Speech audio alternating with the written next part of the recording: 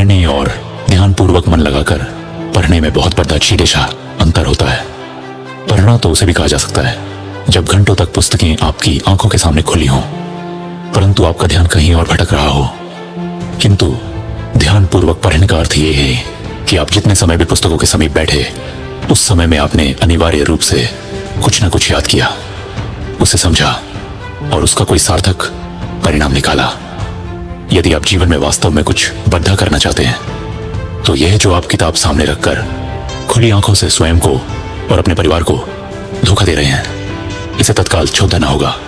सबसे पहले अपना अध्ययन का समय ऐसा रखें जिसमें जितनी देर भी पढ़ें केवल पढ़ाई ही करें। उस समय न तो लोगों की बातें और न ही मित्रों का लालच आपके मन में आना चाहिए। यदि आप अपने लक्ष्य के प्रति दृढ़ निश्चय कर लेंगे तभी आपके सपने पूरे हो सकते हैं। एक बार यदि आपने ठान लिया कि आपको यह करना है तो फिर कोई भी आपको रोकने का साहस नहीं कर सकता। बस आपकी मेहनत में सच्चाई होनी चाहिए। किसी की नकारात्मक बातों पर ध्यान न दें। आपका कार्य केवल निरंतर परिश्रम करना है। जिस दिन मन हारने लगे उस दिन स्वयं से पूछना कि आपने यह यात्रा शुरू ही क्यों की थी। जो लोग स्वयं कुछ नहीं कर पाते वही दूसरों को नीचे गिराने का प्रयास करते हैं। किसी भी परीक्षा में सर्वोच्च स्थान पाना कोई असंभव कार्य नहीं है, बस हमारी कोशिश वैसी नहीं होती। इसके लिए खुद को एक दिनचर्या और अनुशासन में बांधना होगा। सबसे पहले पढ़ने का सही स्थान चुनें। आपकी पढ़ाई आपके वातावरण पर निर्भर करती है। शोरगुल वाली जगह से दूर मेज कुर्सी पर बैठकर या रहें। बिस्तर या रजाई में न बैठे, क्योंकि हमारा मन हमें बहुत जल्दी आराम की स्थिति में धकेल देता है। आपको अपने मन को समझाना होगा कि यदि स्थान बदला तो समय बर्बाद होगा। खुद को कष्ट और परिश्रम के लिए तैयार करें, क्योंकि आराम में सफलता नहीं मिलती। इसके बाद आपके पास पूरे दिन, महीने और वर्ष का एक लक्ष्य और समय सारणी होनी चाहिए। बिना योजना के मस्तिष्क को दिशा नहीं मिलती। समय सारणी ऐसी हो जो बोझ न लगे, अपितु आपको निरंतर आगे बढ़ाए। निरंतरता बहुत आवश्यक है। यदि एक बार लय टूटी तो शून्य से शुरू करना कठिन होता है। इसके साथ ही प्रतिदिन अपना विश्लेषण करें। देखें कि आपने अपनी योजना का कितना पालन किया। यदि 1 घंटे पढ़ने के बाद 1 घंटा विश्राम लिया तो उस कमजोरी को पहचानें, चाहे वो आपका फोन हो, नींद हो या मित्र। ये समय नष्ट करने वाली चीजें आपका भविष्य खा जाएंगी। जीवन में अनुशासन का मूल्य चुकाना ही बड़ी रिश्ता है। या तो आज अनुशासन का कष्ट सह लें या भविष्य में पछतावे का भार उठाएं। अनुशासन मन को भटकने नहीं देता। अपने खान पान और शयन का नियम बनाएं। सफलता आपकी निष्ठा पर निर्भर करती है। पढ़ाई को बोझ नहीं, आनंद समझे।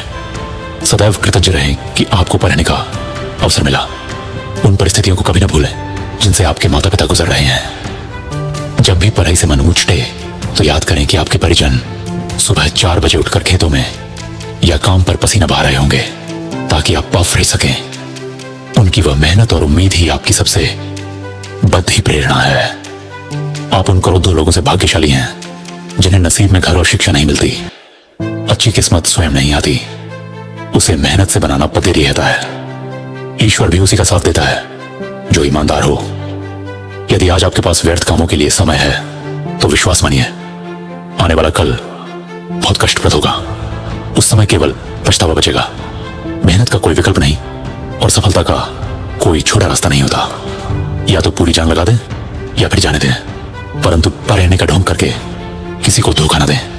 मुझे नहीं पता आपके पास कितना समय शेष है, परंतु यदि आप आज से अभी से शुरुआत करें तो आप सब कुछ हासिल कर सकते हैं। अपने आराम को छोड़ दें, सुख सुविधाओं और बाहरी दुनिया से नाता तोड़ दें और किताबों की दुनिया में ऐसे खो जाएं जैसे उनके अलावा आपका कोई मित्र नहीं।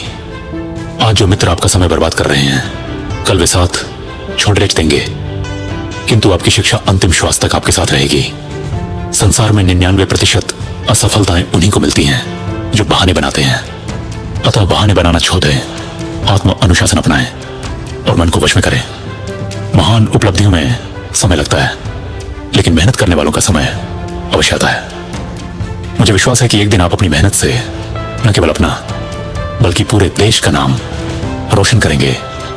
जय हिंद, वंदे मातरम।